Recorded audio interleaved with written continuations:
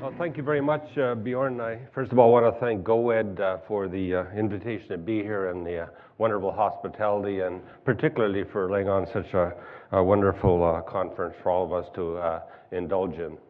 I was asked to speak on the early history. I put 30 years in there. I'm embellishing a little bit, actually.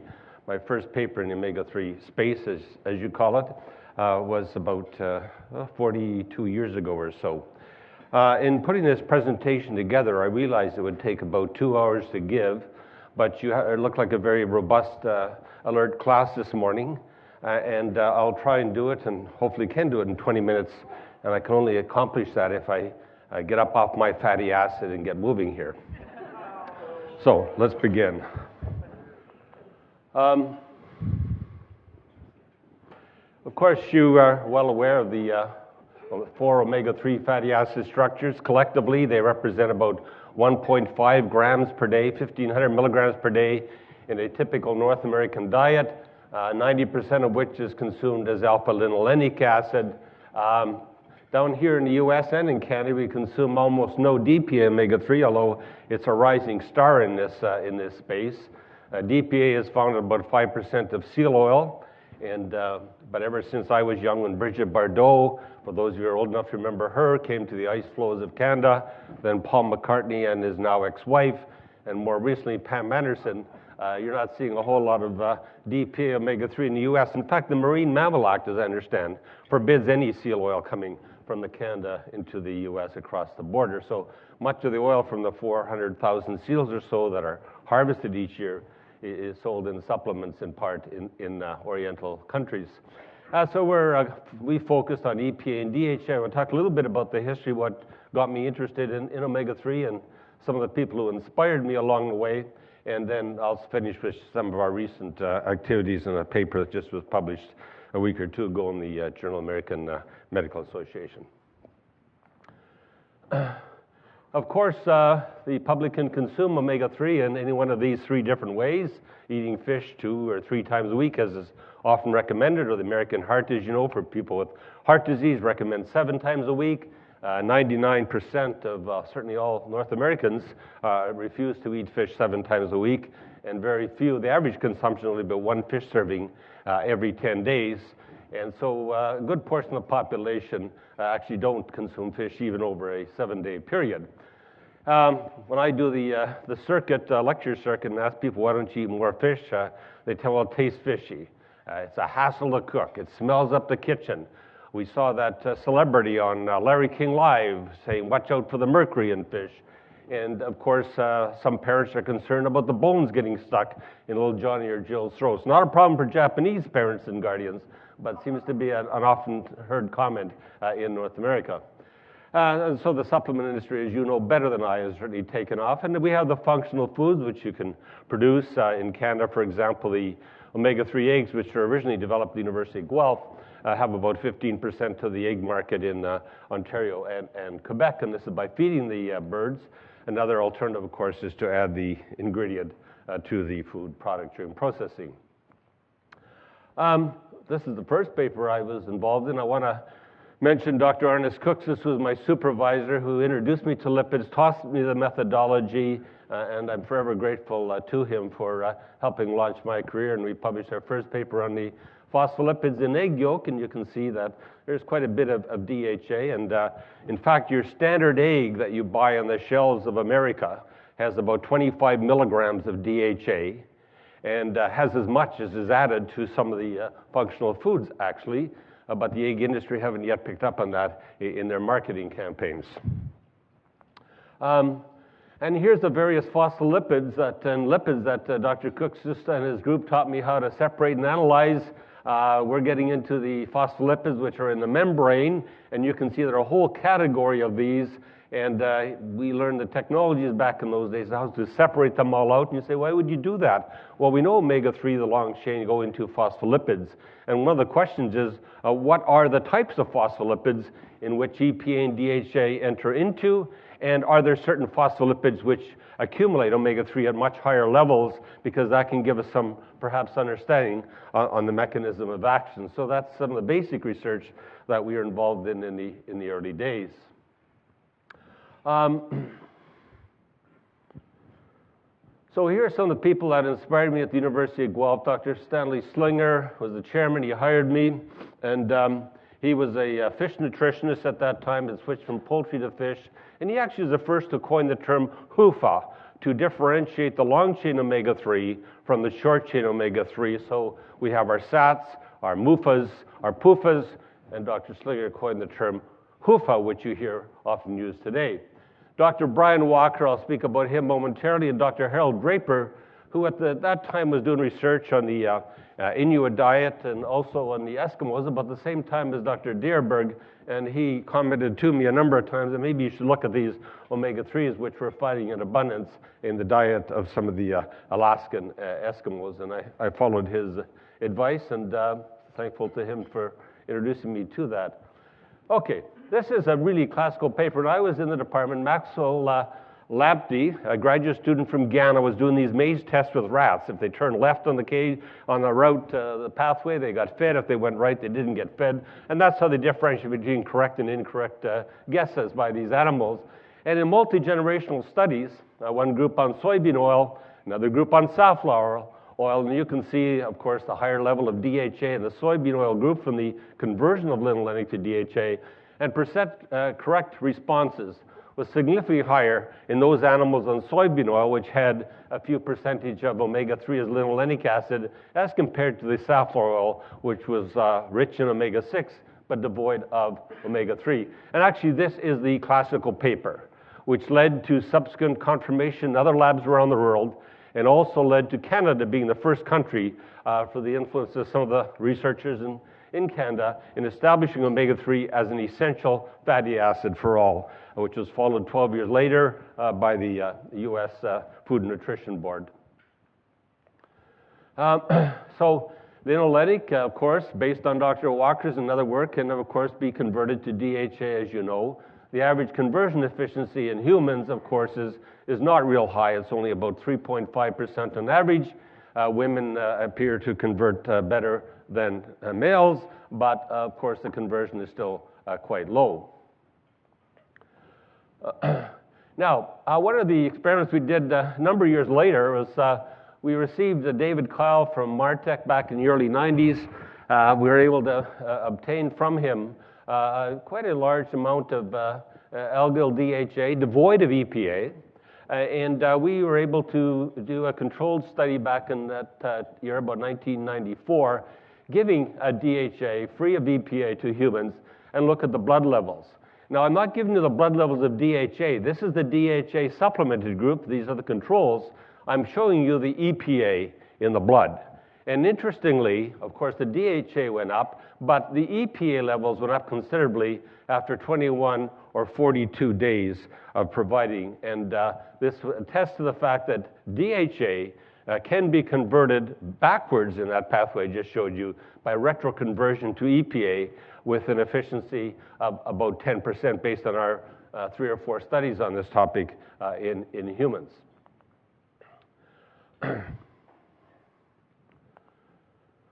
Of course, Canada has canola oil. It used to be called rapeseed oil. The marketers couldn't sell much, so they changed the name from rapeseed oil to Canada's oil, canola oil, and market shares soared dramatically.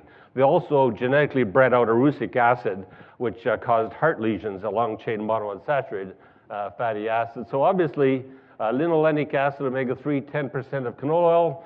Some people say, well, that's the reason Canada was the first to have an omega-3 recommendation, because they had to sell canola oil with 10% omega-3. I don't think there's any truth to that, but nonetheless, we get accused of that in Canada. In Canada, we recommended 0.5, I didn't, but the committee, 0.5% of energy as linolenic acid, which is about 1.5 grams per day. And the current recommendation, of course, as of 2002, the Food and Nutrition Board in Washington is 0.6% of energy. And that's about the average intake per capita per day in North America currently. And these are the various sources: canola, flaxseed, English walnuts, chia from Argentina is becoming quite popular in this space, and perilla oil from Korea, for example. Now, We hear a lot about the omega-6 to omega-3 ratio. Now, the history of the omega-6 to omega-3 ratio is based on rat studies where no long-chain EPA and DHA was consumed.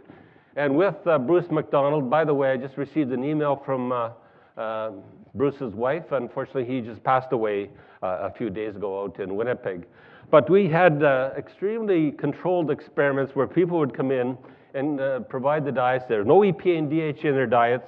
And we basically manipulated and changed the linoleic omega-6 and linolenic omega-3 ratios and amounts to see what could we do to increase the blood levels of DHA and EPA in those who never consumed EPA and DHA.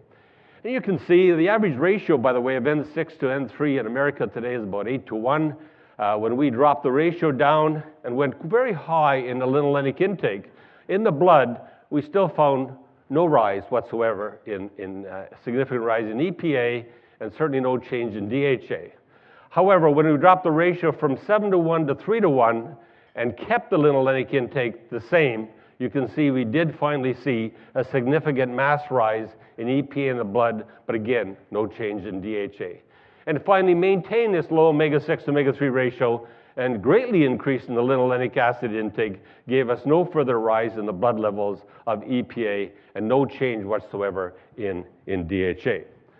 And so I think this whole business of omega-6, omega-3 and competition does have some reality in those who never consume EPA and DHA.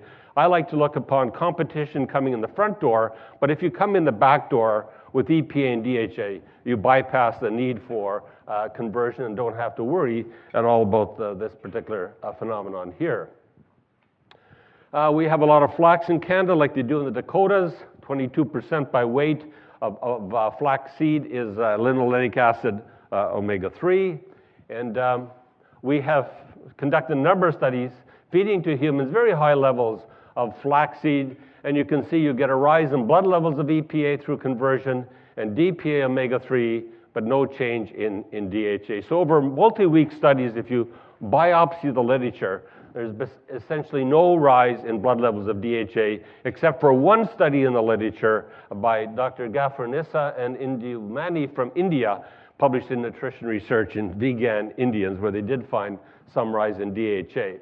Of course, over extended time periods of months or years, is quite a different story, because we do know that vegans who never consume DHA and EPA in their life do have significant amounts in their breast milk and in their circulation.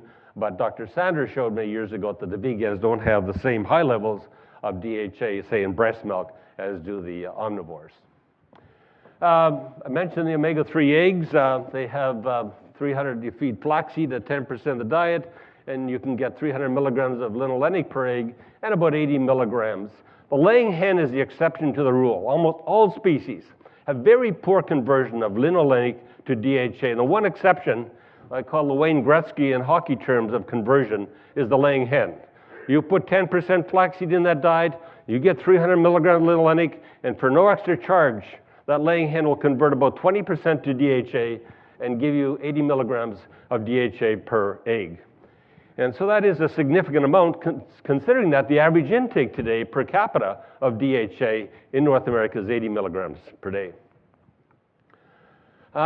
We have done a number of studies feeding fish oil, looking at nerve. We can, then a few days of feeding omega-3 from fish oil, you can show significant but moderate changes in the fatty acid composition in the nerve, the brain, etc. Now, we have focused a lot of our research over the years on blood platelets. As you know, they're involved in thrombosis, and most people have a fatal or non-fatal MI. That's due to platelet aggregation associated with the formation of a platelet plug, which partially or totally obstructs blood flow. And in the early experiments, we started out with cod liver oil a long time ago. You can see just the bleeding times. As you consume the cod liver oil, the bleeding time goes up. And when you remove the cod liver oil from their daily ingestion, the bleeding times go down. And it has been argued that the short bleeding time in North America is a risk factor for cardiac events, in contrast to the longer bleeding times, of course, as shown by Dr. Dierberg in Greenland. And you can see that platelet aggregation was reduced on the omega-3 and went back up when you remove the omega-3 supplementation. Now, subsequently, we're able to get encapsulated, it just shows you that the EPA DHA levels, of course, go up, and then, of course, go into recovery when you remove the cod liver oil. And in the early days, there are no concentrates available, but we were able to get from Marfleet Hull, the UK, Seven Seas Healthcare. Stu Reed provided us with encapsulated 180, 120 EPA DHA, and again, you can show the reduction in platelet aggregation measured by aggregometry, and you can see the recovery when you come off the supplementation. Now, we looked at what lipid classes accumulate the EPA DHA in the blood platelet. And here's the distribution of the EPA and DHA, but interestingly, the star performer here, the single major reservoir in the blood platelet membrane of omega-3 EPA or DHA is this alkynyl acyl PE, a very unique phospholipid form. And this is the structure. It has a vinyl ether linkage here, not a regular ester linkage. What's interesting, this imparts a significant antioxidant function, and there is a theological argument that this might provide protection for the EPA and DHA in the 2 position of this very unique phospholipid molecule. We have also shown in plasma phospholipids that, again, it's the alkynyl acyl PE when you feed omega-3 that shows the dramatic increase in omega-3 levels when you separate out the various phospholipids. Now, I just want to mention something about the seal. On our university campus, we have a large colony of seals. And this is a species, of course, that through their whole lives have had one food only, herring. And the question is, let's look at their blood platelet levels of EPA and DHA in a species which has consumed only herring, high in EPA and DHA their whole life. Very interesting findings we found out and published upon. Here's human DHA in the platelet, 2%. Notice that all of these different seals consuming nothing but herring had levels which didn't even meet the low level of 2%. In direct contrast, the EPA basically goes through the roof, showing considerable species-to-species variability, because humans will show considerable rise, of course, in platelet DHA, but not the seal consuming a all-herring diet. We've been fortunate to work with a number of industry support and products, the bioequivalence of encapsulated and microencapsulated fish oil supplement from Ocean Nutrition Canada. Had some excellent interactions with them, and of course, Robert Orr, who should be an honorary doctorate for his many contributions to this field. We've been involved in a number of population studies throughout Quebec. In northern Quebec, of course, they have very high intakes in the Inuit population, so we have done a number of studies over the years, about 12 studies, very large population studies in Quebec, looking at different endpoints. I'm just going to give you a couple examples. This is one where we looked at the blood levels in the Inuit population in northern Quebec. And as the blood levels go up in the women left to right, you can see that the gestation time goes up by a few days, and birth weight of the infants goes up significantly. And this is important because there are studies now showing that if you supplement during pregnancy with, say, 800 to 900 milligrams of DHA plus some EPA, you can actually reduce the prevalence of low birth weights. And I think that could have a tremendous effect on lowering healthcare costs in North America. We've also looked at cardiovascular disease in the population studies we've been involved in. One of the risk factors, as you increase omega-3 in the blood, triglyceride levels go down. And so here we have the retired dean of a not-to-be-named medical school looking at this overweight Inuit, eating from the 4 food groups, wondering if there could be a relationship for heart health: seal meat, whale meat, blubber, and fish. Here's a group that when I did my work over in Nuuk, Greenland, Dr. Gert Movad and his family, very hospitable. We had some very good times eating the native foods there. His wife is involved in the whaling commission in Greenland. And so I have very, very fond memories of my stay over there. Unfortunately, one of their sons passed away recently. And here's some ladies selling their seal meat in the marketplace. And just to move on here, and I've only got 2 minutes left, we have done studies comparing Canadian women with women from Greenland in terms of their blood levels of omega-3, giving them fish oil to convert them into Greenland-like levels.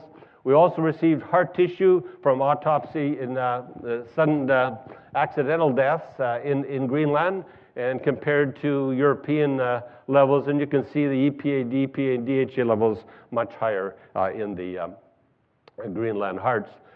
Very recently, we've been studying over the last few years oral administration of DPA omega-3, which is about 5% of seal oil, and have found significant lipid lowering in our animal studies. And one very interesting finding in this paper we published a few months ago was that in the kidney, for example, within a week of feeding pure DPA levels go up, but in fact you get a much higher level of EPA than you do the DPA as fed when you feed DPA, indicating very aggressive retroconversion of DHA back to EPA in the kidney and in other tissues. We've also been involved in a number of clinical studies over the years, with Dr. Donat at the Mayo Clinic and others. We were able to show that in patients with nephrotic syndrome, a significant triglyceride lowering in these studies with EPA DHA.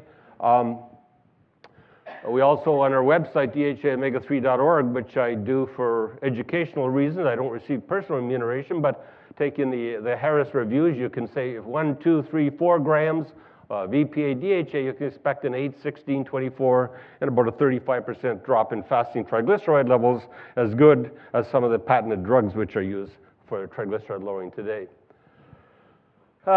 This is the recent study that I want to finish on. This study was done just came out in the Journal of American Medical Association, involved about 25 dialysis clinics across North America. And basically what we're doing is giving high-dose omega-3 fish oil and looking at the patency of the grafts, as you know, for dialysis. And there's a high risk, a 50% of thrombosis within 12 months, which requires often surgery. And the question was, could fish oil supplementation of these dialysis patients reduce this problem? And so the results showed, and just to summarize in closing, you can see the graft patency is much better. The time to thrombosis is certainly significantly improved without thrombosis in the fish oil group compared to the placebo group. And time to a cardiovascular event is significantly lower in the fish oil group as compared to those on placebo. We have also Dr. Harris has championed the omega-3 index, which is EPA and DHA levels in red blood cells. What the University of Guelph offers in NutriSource Diagnostics. Will Rowe is here representing as CEO for the company, the Omega score. Basically, it's the sum of EPA plus DHA plus DPA in whole blood. And you can go into these risk zones based on the New England Journal of Medicine paper from the group in Boston. And that's the headquarters in the University of Guelph Research Park, Mr. William Rowe. And I just want to show that, look, we've got I think one of the things that drives, just in the business sense, it's always great when you can have regular reports of new findings on omega-3 because you get the news coverage basically free of charge in magazines, TV, et cetera. And so as the research goes and continues to come out, I think this helps to drive the marketplace. So it's very important that we continue to do research and publish and get that kind of attention as far as improving omega-3 intakes in the population. So we just go to the last frame now, please. We're the last one here. Of course, we have a problem with omega-3 intake in kids.